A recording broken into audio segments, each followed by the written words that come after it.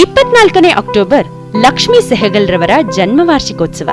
ಇವರು 1914 October 24ರಂದು ಮದ್ರಾಸಿನಲ್ಲಿ S Swaminathan ಮತ್ತು KV ಅಮ್ಮುಕುಟ್ಟಿಯವರ ಮಗಳಾಗಿ ಜನಿಸಿದರು. ಅಮ್ಮುಕುಟ್ಟಿ ಸ್ವಾಮಿನಾಥನ್ ಅವರು ಸಮಾಜ ಸೇವಕಿ ಮತ್ತು ಸ್ವಾತಂತ್ರ್ಯ ಹೋರಾಟಗಾರ್ತಿಯಾಗಿದ್ದು, ಆನಂತರ ಭಾರತದ ಶಾಸನ ಸಭಾ ಘಟಕದ ಸದಸ್ಯರಾದರು. ಪ್ರೌಢಶಾಲಾ ಶಿಕ್ಷಣವನ್ನು ಪೂರ್ಣಗೊಳಿಸಿದ ನಂತರ ಲಕ್ಷ್ಮೀ ಸೆಹಗಲ್ರವರು ಮದ್ರಾಸ್ ಮೆಡಿಕಲ್ ಕಾಲೇಜಿನಲ್ಲಿ ಅಧ್ಯಯನವನ್ನು ಮಾಡಿ 1938ರಲ್ಲಿ ತಮ್ಮ ಎಂಬಿಬಿಎಸ್ ಪದವಿಯನ್ನು ಮುಗಿಸಿದರು. ತಮ್ಮ ಅಧ್ಯಯನದ ಅವಧಿಯಲ್ಲಿ ಅವರ ಕುಟುಂಬ ದೇಶಾದ್ಯಂತ ನಡೆಯುತ್ತಿದ್ದ ಸ್ವಾತಂತ್ರ್ಯ ಹೋರಾಟದಿಂದ ಆಕರ್ಷಿತಗೊಂಡು ಅದರಲ್ಲಿ ಸಕ್ರಿಯವಾಗಿ ಪಾಲ್ಗೊಂಡಿತು. 26 ವರ್ಷದ ಯುವ ವೈದ್ಯೆ ಲಕ್ಷ್ಮೀ ಸೆಹಗಲ್ರವರು 1940ರಲ್ಲಿ ಸಿಂಗಪುರಕ್ಕೆ ಹೋದರು. ಅಲ್ಲಿದ್ದ ಸಂದರ್ಭದಲ್ಲಿ ಸುಭಾಷ್ ಚಂದ್ರ ಬೋಸ್ರವರು ಭಾರತದಲ್ಲಿ ಇಂಡಿಯನ್ ನ್ಯಾಷನಲ್ ಆರ್ಮಿಯಲ್ಲಿ ಮಹಿಳಾ ವಿಭಾಗವನ್ನು ಆರಂಭಿಸುವ ರೂಪುರೇಷೆಯನ್ನು ಸಿದ್ಧಪಡಿಸುತ್ತಿದ್ದರು ಎಂಬ ಸಂಗತಿಯನ್ನು ಕೇಳಿದರು.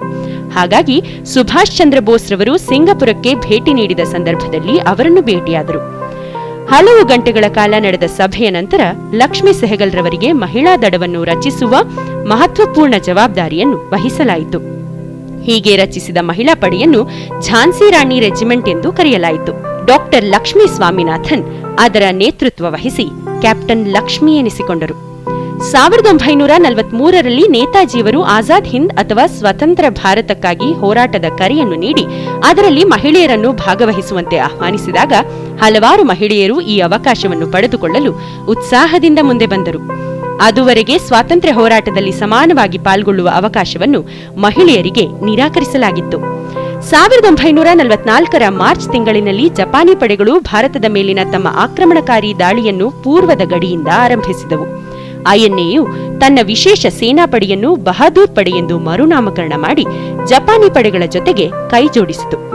ಬ್ರಿಟಿಷ್ ಆಡಳಿತ ಭಾಗಗಳಲ್ಲಿ ನುಸುಳಿ ಈ ಮೊದಲೇ ಗುರುತಿಸಿಕೊಳ್ಳಲಾಗಿದ್ದ ಸಾಕಷ್ಟು ಭಾರತೀಯ ಸೈನಿಕರನ್ನು ಹೊಂದಿರುವ ಪಡೆಗಳೊಂದಿಗೆ ಸೇರಿ ಅವರನ್ನು ಬ್ರಿಟಿಷರ ವಿರುದ್ಧ ತಿರುಗಿ ಬೀಳುವಂತೆ ಮಾಡುವ ಭಾಗವಾಗಿ ಪ್ರಯತ್ನಗಳನ್ನು ಕೈಗೊಳ್ಳಲಾಗಿತ್ತು. ಈ ಕಾಮನ್ವೆಲ್ತ್ ಪಡೆಗಳು 1944ರ ಜೂನ್ 22ರಂದು ಇಂಫಾಲ್ಗೆ ನುಸುಳಿ ಅದರ ಮೇಲೆ ತಮ್ಮ ಹಿಡಿತವನ್ನು ಸಾಧಿಸುವ ಪ್ರಯತ್ನದಲ್ಲಿ ಯಶಸ್ವಿಯಾದವು. ಆದರೆ ಜುಲೈ ಮಧ್ಯಭಾಗದ ಹೊತ್ತಿಗೆ ಕದನದ ಗತಿಯಲ್ಲಿ ಕ್ಷಿಪ್ರ ಬದಲಾವಣೆಗಳಾಗಿ ಜಪಾನಿ ಪಡೆಯು ಐಎನ್ಎನ ಪ್ರಥಮ ಘಟಕದ ಪಡೆಗಳ ಪ್ರತಿರೋಧದ ಕಾರಣದಿಂದಾಗಿ ತನ್ನ ಹೋರಾಟದಿಂದ ಹಿಂದೆ ಸರಿಯಲು ಆರಂಭಿಸಿತು. ಮಾರ್ಚ್ 1945ರ ಹೊತ್ತಿಗೆ ಹಿನ್ನಡೆಯ ಕಾರಣದಿಂದಾಗಿ ಐಎನ್ಎನ ನಾಯಕತ್ವವು ತನ್ನ ಸೈನ್ಯವು ಇಂಫಾಲ್ ನಗರ ಪ್ರವೇಶಿಸುವ ಮುಂಚೆಯೇ ಹಿಂದೆ ಸರಿಯುವ ನಿರ್ಧಾರವನ್ನು ಕೈಗೊಂಡಿತು. ಮೇ 1945ರಲ್ಲಿ ಬ್ರಿಟಿಷ್ ಸೈನ್ಯವು ಕ್ಯಾಪ್ಟನ್ ಲಕ್ಷ್ಮೀ ಸೆಹಗಲ್ರವರನ್ನು ಬಂಧಿಸಿತು.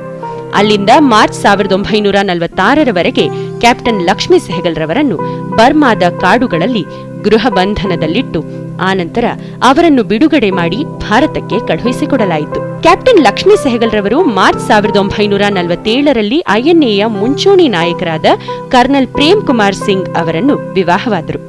ನಂತರ ದಂಪತಿಗಳು ಲಾಹೋರಿನಿಂದ ಕಾನ್ಪುರಕ್ಕೆ ಹೋಗಿ ಅಲ್ಲಿ ತಮ್ಮ ವೈದ್ಯಕೀಯ ಸೇವೆಯನ್ನು ಮುಂದುವರಿಸಿ ದೇಶ ವಿಭಜನೆಯ ಕಾರಣದಿಂದಾಗಿ ಸ್ಥಳಾಂತರ ಹೊಂದಿ ಸಂಕಷ್ಟದಲ್ಲಿದ್ದ ಜನರಿಗೆ ನೆರವಾದರು.